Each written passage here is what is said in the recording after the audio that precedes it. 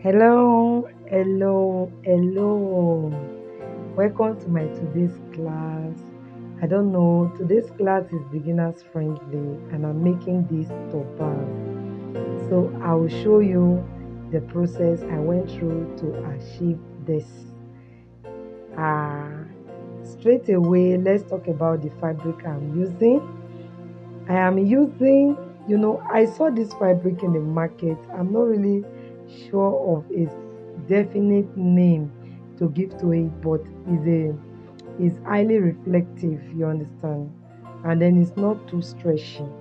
But it looks like yori fabric, but it is not. So I'll do my best to bring it very close to you so that if you see it in the market, you can recognize it. Okay, so again, I'm going to make a body pleated turban, and for me to do that, I need to rule out two inches until I get to the end of the fabric. So after getting to the end of the fabric, okay, the lines are very faint, but if you look very well, you will see it. Then I'm going to be folding on the lines, and I'll be sewing in about quarter of an inch. So I'll fold it like this. Then I'll sew in about quarter of an inch. Not too, it shouldn't be too tiny and it shouldn't be too big. So quarter is okay. So we just sew in quarter of an inch. And that's what will happen to all the lines that I rolled. So that's why I said this class is beginners friendly. So that's what will happen. And when you are rolling your line as a beginner, ensure you check your fabric to know the part that is very stretchy. There are some fabric that are stretchy on both sides. So you have to know which one is very stretchy. And that's what we use. So now I am done sewing in quarter of an inch for every line. So the nature of fabric I have is not friendly with the skin. It's sort of rough, and so it's not too friendly. So because of that, I'm using another fabric that could match or fit into this particular fabric, but it's very smooth. So that one is friendly to the skin. So the one I'm using is yori fabric. There's this one that is a little, it's smooth and it's also reflective, but it's not as reflective as this particular one I am using right now. But it's very friendly to the skin. And secondly, I'm going to be using this uh, other material you are seeing now is a scuba fabric, but the very light scuba. I'm going to use it to pad the the the cap. That's because one, it will add a little bit of weight. This fabric, that's what I'm talking about. It will add a little bit of weight to the turban. And then secondly, because this first fabric I'm using, the golden fabric, is not a friendly one, this other fabric being inside will now make it cool to the head instead of like inching and all of that. So this particular one will bring that softness that the head needs. It's not every fabric in the market that you can use direct to just make your band and do your turban from start to finish, because some of them are not friendly to the skin. So whenever you see a fabric you love but it's not going to be too friendly to the skin, you have to look for another fabric that you can combine with it so that it can, the head or your client wearing it will be able to tolerate it. You understand? The purpose of fashion is to beautify us, we know, but secondly, you also have to be comfortable in any outfit that you are wearing. So in order for this turban to be comfortable, because the fabric is not too friendly to the skin, I have to do all of this. Now you can choose to use same color of your turban. That is, I'm working with a gold fabric. I'm supposed to like pad it up with a gold scuba, but I padded with a different shade for clarity so that you understand what I am doing. So you can see the part I made the body pleat is on top, and then the scuba is under, and then the smooth part, the smooth band, I mean, is what is under. because that's what will be touching the forehead, while the rough one is on top. You can see that now. All right, so this is all you need. What we do next is to just take it to the sewing machine, and then I'll sew that part. After sewing, you can decide to weave it. If you like, you don't weave, because remember that the fabric, they are going to cover it, so it's not really necessary, though I weaved mine. So after that, I'm to turn it out like this. The back part should be out, and then I will take a measurement of 10.5 inches. 10.5 inches is okay to fit into the head, but if you want it a little bit bigger, you can go for 11 inches. But usually, once it is a stretchy fabric, I usually do 10.5. So with that 10.5, I extended the body part, and then I cut it out. Then I'll just take it to the sewing machine and sew it. Making of turban is very easy. Please, if you are a beginner, don't get discouraged. You might do some that are not really good. Don't worry, it will get better. Do you understand? So don't just get discouraged. You need something you can do to earn the little that you can. So don't get discouraged, and don't um you also need to be good with color selection, yeah, so that you know fabric to combine. And also, what I do for myself is, whenever I visit the market and I find any material attractive for my work, I'm ready to buy and make transfers as fast as possible. The reason is, sometimes you might not even see such material fabric again. So whenever you have the opportunity of seeing a very beautiful fabric, don't postpone the buying. Buy it instantly, because unique fabric make your work to be outstanding, and also make people want to patronize you. So you can see the inside of the work. The turban part is ready. So quickly, we are going to be talking about how to create the bow. Now, to create this bow, we'll be working with crinoline. I'll show you the crinoline and how we are supposed to go about it. But first of all, let my model put on the cap so that you can see. So the friendly part is the part resting on the forehead, and then while the part that is not too comfortable is on top. So that's the way you can combine fabric that you know they might not be too comfortable to the skin. All right, so now this in my hand is what we call crinoline, and it has different sizes. We have crinoline of 1 inch, very tiny. We have a 3 inch crinoline, 6 inches crinoline, but this particular one is a 4 inches crinoline. This one is a 4 inches, so it's not common. The 4 inches crinoline is not that common in the market, so you really have to ask for it. You have to ask for it, yeah. Insist. If not, they are going to give you the 3 inches crinoline. The difference is the 4 inches crinoline is going to make it bold. So I'm just showing you how the fabric look. You understand? You can actually pull out the gold from it, but it's relaxed too, and it's fine. So that when you see it, you can know it. That's why I'm showing it to you this close, because if you even ask them in the market, what's the name of this fabric, they'll tell you, I don't know, it's shiny. So I don't know.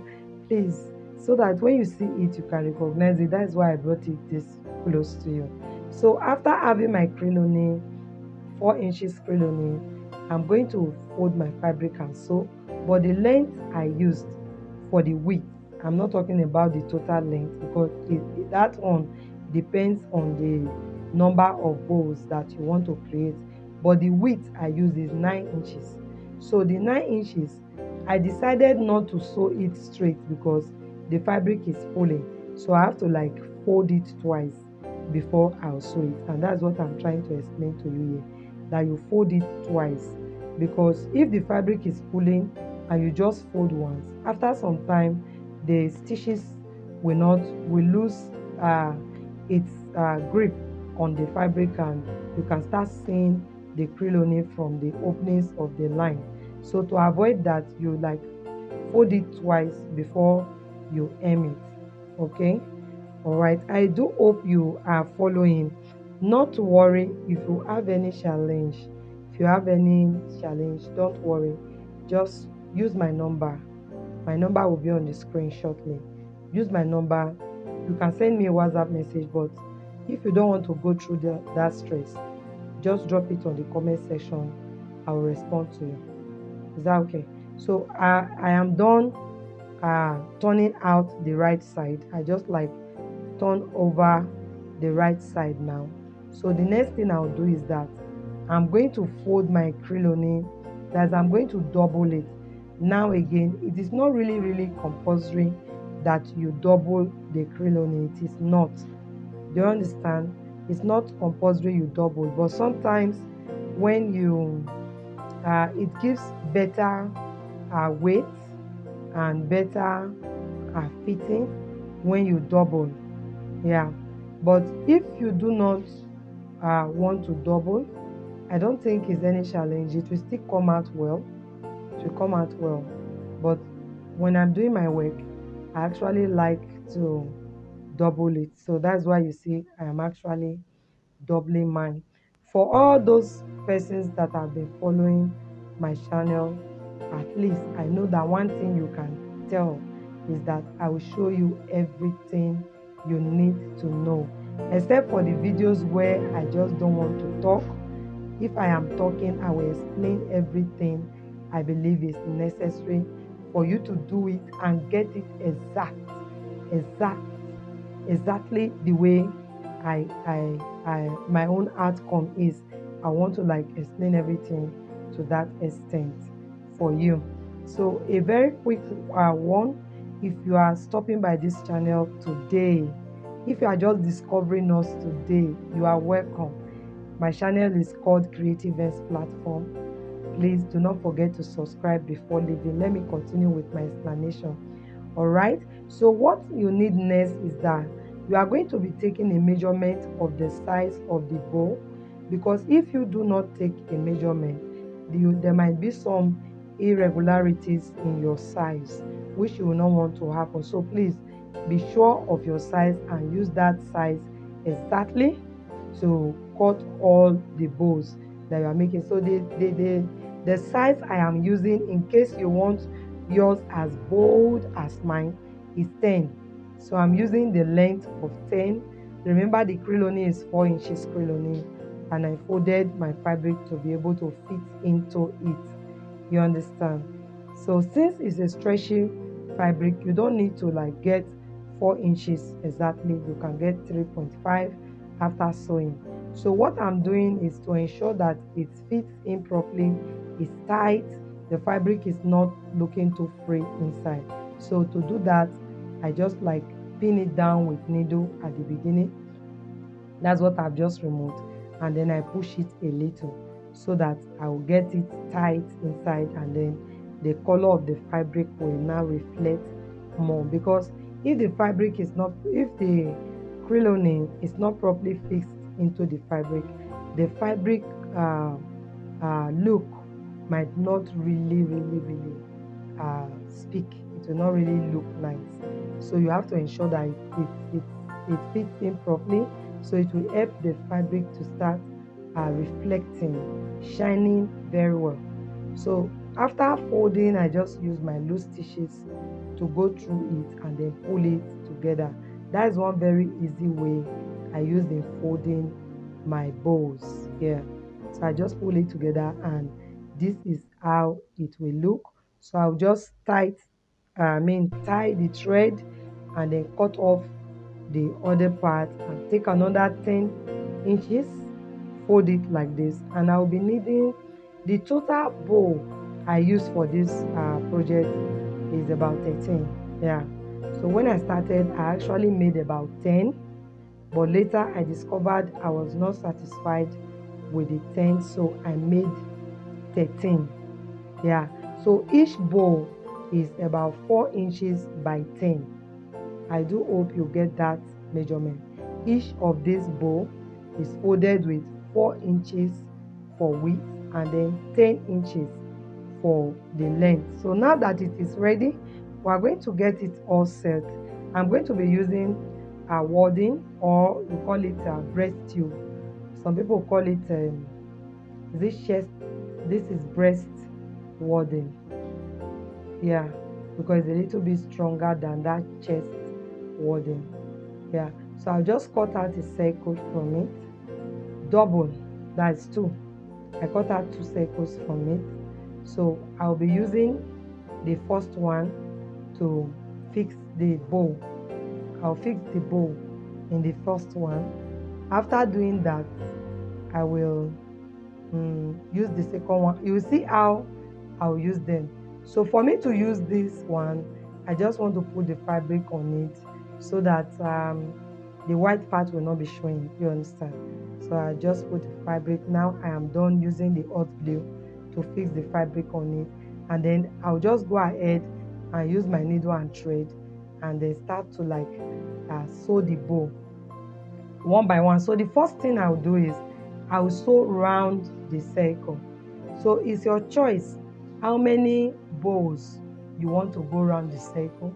You can do 5, you can do 4, you can do 6. I think for mine I did 6. Yeah, the circle is small, but I did 6 because I was actually resting one on the other, resting one. I wasn't just giving space for it. So I did 6. I did 6 on my own circle.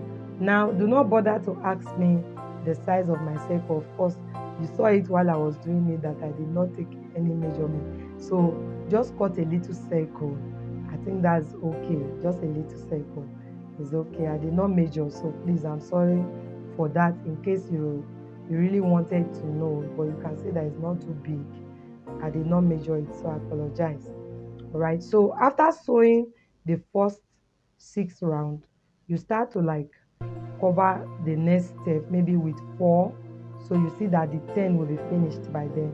So the other step can be like 3, and then it will close, because I do not really intend to add any form of embellishment at the middle. I just want it to be complete bow. So that was why I had to like fill it up. So I'm going to be using headband for it. So the first I'll do to this headband is to wrap it with the same fabric I'm using for the turban, so that whenever I rest it on the turban, it will not be obvious. So it will like mash into the turban fabric. So after wrapping, what I'm using now to cover is called chest warding. So it's a black chest warding. Yes, I just use it to cover it to make the band neat, you understand? And then I just use hot glue. So after preparing the band, I think I have a tutorials on how I actually prepare this band. So that's why I'm not really focusing on that. So after that, I'm just going to use needle and thread to tack this particular bow to the turban. No, to the band, I mean Alice band, I think that's what they call it. I'm just going to use needle and thread to tack it to it. So this turban is actually 2-in-1. The reason is that you can use it as ordinary headband. Yes, just wear your wig and put it on, or you can decide to wear it on the turban.